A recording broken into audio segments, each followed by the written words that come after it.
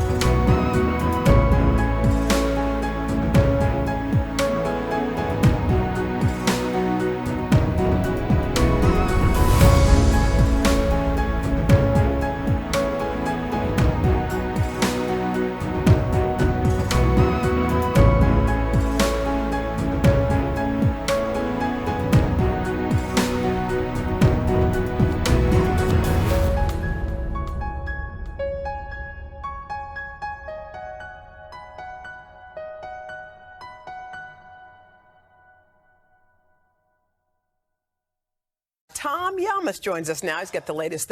The severe weather and that video of it. The video is completely wild. Good morning, guys. We have it for you this morning. The cleanup is underway after a devastating EF3 tornado tore through south central Kansas. Take a look at this drone video capturing a rare glimpse of Friday's twister in the Wichita suburb of Andover. The images are stunning. You can see debris sucked into the air as the funnel forms. Seconds later, the tornado starts tearing through homes.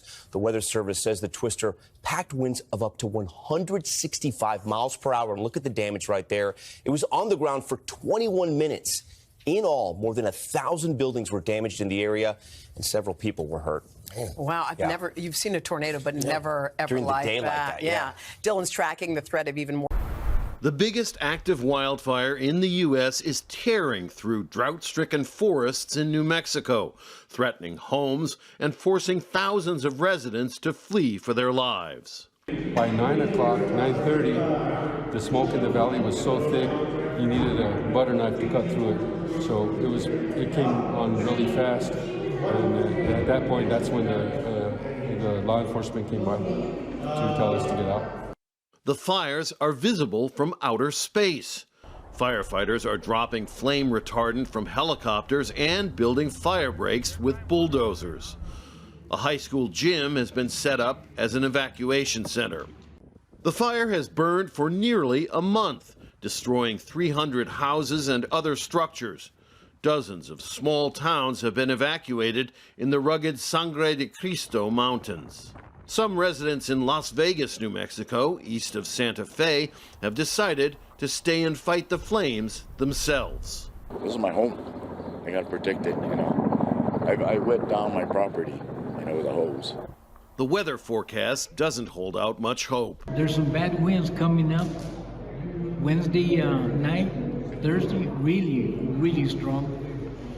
So it was, if they don't contain it by Wednesday, we're going to be in real trouble. Large new fires also broke out in Arizona and several other states. According to U.S. agencies, wildfires have burned more than twice as much land this year as in the same period of 2021. Tactical flood. It sounds like an oxymoron, but that's exactly what happened here, some 50 kilometers north of Kyiv on the second day of the war. The Ukrainian army teasing open the Irpin Dam to flood the countryside and stop the Russian tanks in their tracks. The downside, water filled the village of Demidev.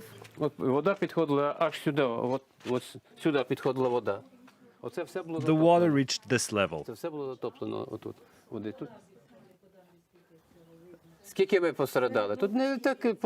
Everything was flooded. But compared to what's going on elsewhere in Ukraine, we aren't suffering. So I'm not grieving. Ivan isn't alone in supporting the flooding, but repairs will take time. They only have this one pump for the whole village. The water came up to my chest. After the water inside of my house was drained, it dropped down to here. But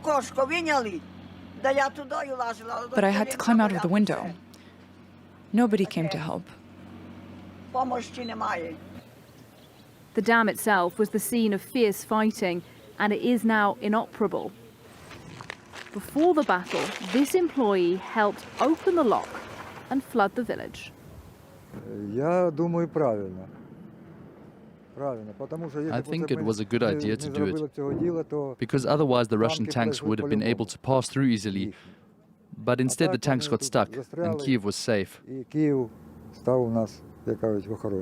Important to say, though, that it's not just the dam. The Ukrainian army deliberately destroyed at least 300 of its own bridges, like this one, in order to slow the Russian advance into the capital. Sergei Rashko was a construction worker before Russia invaded Ukraine. When the war started, he volunteered as a civilian evacuation driver. He is now missing, feared dead. This video shows him after he had rescued civilians from the besieged town of Popasna in the east of the country. Igor was his co-driver on that day. He says Sergei told him if he could save another 20 people, his life would not be in vain. I could see the entrance to Popasna, says Igor. Russian soldiers suddenly jumped out from the left. It happened so fast. They fired a rocket-propelled grenade, but it missed. Then they started shooting machine guns and rifles. The windows shattered. Sergei kept driving, but he was hit and began falling, dragging the steering wheel to the left. We veered off the road, crashing through small trees. I was crouched down, pushing up against the dashboard. I looked at Sergei, and he wasn't moving or making any sound. I reached for the door handle, jumped out, and started running between the trees, using the bus as cover. They continued shooting at it. When I got to a village, I found a house and got water. I was covered in blood, my face, my hands and ears. I thought it was mine, but I had no wounds. I realized then it was Sergei's. It's not known exactly how many people are either trapped inside Popasna or unwilling to leave, a town that is under near constant Russian army attack. This is volunteer evacuation driver Mikhailo Pankov, having a blindfold taken off on Russian state TV 2 days after he disappeared, while also trying to evacuate people trapped in Popasna. Only civilians are doing the evacuation, he tells the man in military uniform interviewing him. His daughter made an emotional plea on Facebook for his release. I beg you, please give me my father back. We miss him so much. Please release him. Let him go. In a village neighbouring Popasna, the sound of artillery crashes through the air. Volunteers Helena and Yuri inspect the graves where they have been burying civilians killed in the besieged town. Long trenches have been dug in which bodies lie covered in soil. A tractor will fill in the trench when the shelling dies down.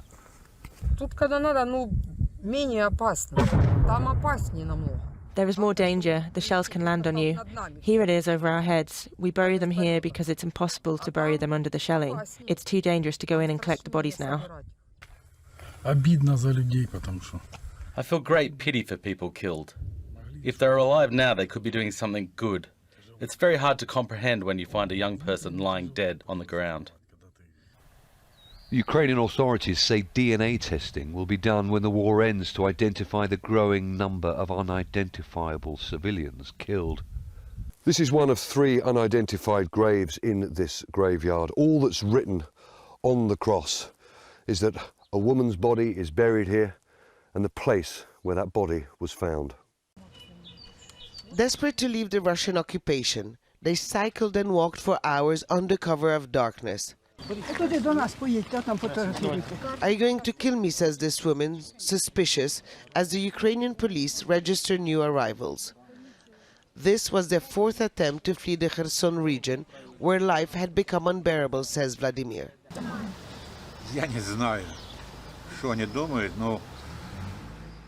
The air is different here, he says. Оставаться там было еще опасней. Мы приняли решение, что надо рисковать. To stay there was more dangerous. We decided to take the risk. There were attempts for humanitarian corridors and people went to the meeting point with white flags. But the soldiers dispersed us and said if you want a corridor, then go to Crimea. That's when people started finding other ways to reach the Ukrainian side. Olga Tsitsura shows us the warehouse where bikes, wheelchairs, prams and even wheelbarrows are held. People used whatever they had, she says. So the Russians about 3 kilometers away from here, those coming out of the Kherson region have to cross the lines alone in this no man's land between the 2 armies and hope not to get caught in the crossfire. It's a treacherous passage, but it's the only escape route. Thank you guys, we're waiting for you, he says. The army is holding its defensive position, but Ukraine claims the Russians are preparing for a major push here. And there is fear that the soldiers could be outgunned, while most of the Western weapons head to the Donbas region in the east of the country. We need heavy weapons, artillery, javelins, drones, because they have a lot of weapons. The Russians don't care about saving their soldiers' lives, and they advance like orcs. Hundreds of them lie in the fields. Nobody collects the bodies, but they have a lot of weapons.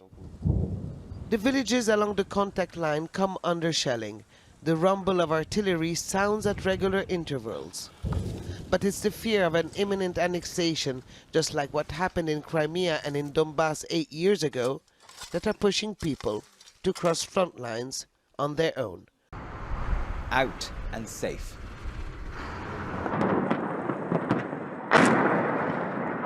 Ukraine says all women, children and the elderly have been evacuated from the Azovstal steel plant. For months, they sheltered in underground bunkers, while Ukrainian fighters from the Azov battalion attempted to prevent Russian soldiers from completely taking over the port city. President Zelensky repeatedly called on the United Nations to help lead civilians to safety through humanitarian corridors. I want to thank the teams of the International Committee of the Red Cross and the United Nations for helping us carry out the first phase of the Azovstal plant evacuation mission. We managed to save more than 300 people, women and children. Russia agreed to a number of ceasefires to facilitate evacuations.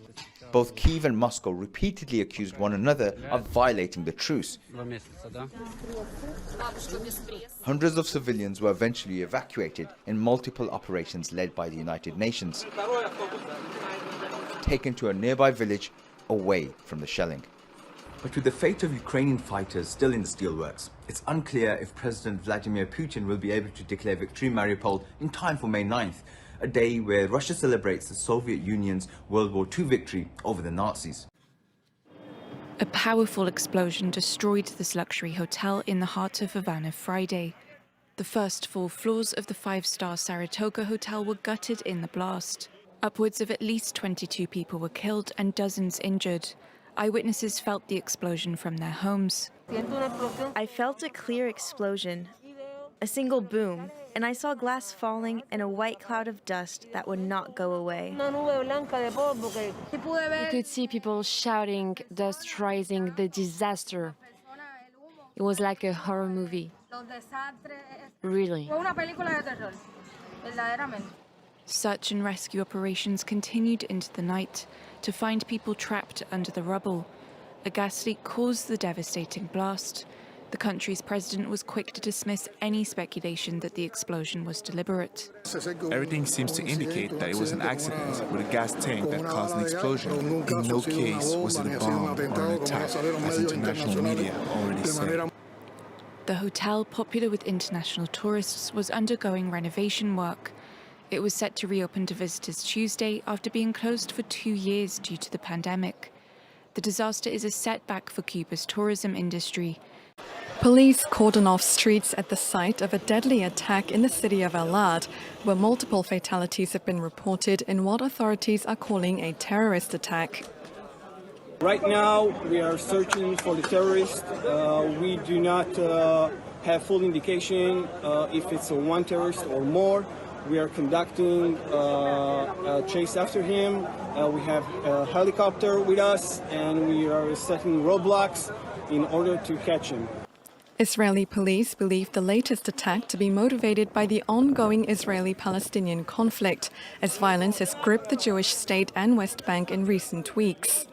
Confrontations broke out between Palestinians and Israeli police at Al-Aqsa Mosque compound in Jerusalem earlier on Thursday, the holy site where nearly 300 people have been injured in clashes since mid-April.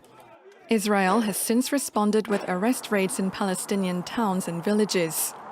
Hamas, the Islamist Palestinian group that controls Gaza, praised the Elad attack but did not claim responsibility.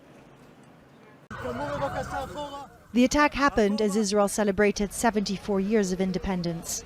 This time in Elad, an ultra-Orthodox city in the center of the country. Elad is very close to the occupied West Bank. We do not have full indication if it's one terrorist or more. We are conducting a chase after him. We have a helicopter with us, and we are setting roadblocks in order to catch him. Residents came out to protest in the aftermath. It's the latest in a series of attacks carried out by individuals across Israel, which has left at least 14 Israelis dead. A spokesperson for Hamas reacted by saying these attacks were the result of Israel's occupation of Palestinians. UN Middle East envoy Tor Venesland tweeted, saying he was appalled by the attack and that it was deplorable that Hamas and others continue to glorify and encourage such acts. Israeli media replayed a clip from Hamas's leader in Gaza, Yahya Sinwar, who in a fiery speech last week called on Palestinians to protect the Al-Aqsa Mosque compound, referring to the recent escalations at the site by the entry of Jewish religious ultra-nationalists and encouraging individual attacks. Defense Minister Benny Gantz met with the military chief of staff, and the Israeli Prime Minister Naftali Bennett was being updated on the situation. The border crossings from Gaza and the occupied West Bank had been closed since Tuesday afternoon due to Memorial Day and Independence Day, in what is standard procedure during events like these in Israel. It's one of the most divisive issues in the United States. Within hours of a leaked draft opinion showing justices could overturn a landmark ruling on abortion rights, protesters from both sides gathered outside the Supreme Court.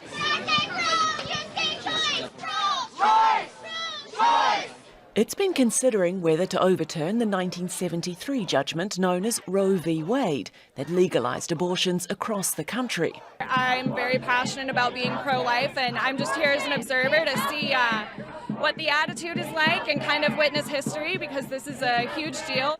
It's expected to issue its ruling in June, but the draft written by Conservative Justice Samuel Alito suggests the top court would find the Roe v. Wade decision was wrongly decided because the US Constitution makes no specific mention of abortion rights. This is really just tearing apart everything that we've worked for and all the change that we've worked for to happen. It would represent a seismic shift in US politics, pushing decisions on abortion rights back to individual states. Keep your groceries off our ovaries! It could also have a major impact on upcoming midterm elections, as well as the presidential vote in 2024. It'll be up to the states to decide, and for example, California will keep it legal here, but other states like Texas and others, in the red states, 21 states are waiting with legislation to either restrict abortion or to ban it altogether. Right now, at this point, they were waiting for this kind of a decision. Several conservative states have recently joined a growing push to restrict abortions. Some activists are calling for legislation at the federal level to protect rights. So we need mass protests in hundreds of cities across the nation to defend Roe v. Wade. And we also need to go on the offensive through these mass protest actions, through workplace actions by the labor movement for abortion and reproductive care to be free. What do we want? Justice! When do we want it? Now! The unprecedented leak has sparked controversy across the US. The draft ruling can only become final when it's published by the court. Alexia O'Brien, Al Jazeera. Pope Francis delivered a stern warning to the leader of the Russian Orthodox Church. His message: don't be Vladimir Putin's altar boy. The Russian Orthodox Patriarch is a Putin loyalist. He's been a staunch defender of the brutal, inhumane invasion. In an interview with an Italian newspaper, the Pope is now revealing details of a tense Zoom call that he says he had with the Patriarch back in March. He says the Russian Orthodox leader started the call by reading talking points off a piece of paper for 20 minutes to justify this bloody, unprovoked war. Pope Francis says he listened, then responded that none of it made any sense.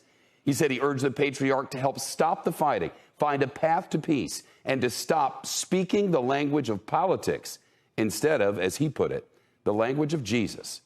The Russian Orthodox Church has now responded. The church called the Pope's comments regrettable and claimed the Pope used the wrong tone to convey the conversation. Notably, the European Union is reportedly targeting the leader of the Russian Orthodox Church in a new round of sanctions. Pope Francis met with Japan's Prime Minister Fumio Kishida in the receiving room of the Vatican's audience hall, rather than in the library of the Apostolic Palace, where he typically receives heads of state. Their meeting comes as Japan marks 80 years since it became the first Asian country to establish full diplomatic relations with the Holy See in 1942. The Prime Minister offered the Pope a ceramic from Hiroshima, where his family is originally from. In return, the Pope gave him a bronze sculpture with symbols of peace. According to a statement from the Vatican, the two talked about the war in Ukraine and expressed their mutual hope for a world free of nuclear weapons. The Vatican spokesman said they discussed how the use and possession of nuclear weapons is inconceivable. Their meeting echoes the Pope's 2019 visit to Hiroshima and Nagasaki, where he called on world leaders for an end to the use of nuclear weapons. Before the President of Switzerland and the new recruits of the Swiss Guard, as well as the Grand Mufti of Albania and the participants in the plenary assembly of the departments responsible for promoting Christian unity. Although Pope Francis is now using a wheelchair, he has not limited his usual schedule, nor does he seem shy to show himself wheeled before his colleagues and guests. His doctor had recommended that he not walk, and it appears that the Pope has decided to follow his advice. For the moment, Pope Francis plans to keep his normal agenda, although he will have to see how his knee pain develops in the coming days, and if he will need to cancel any future events.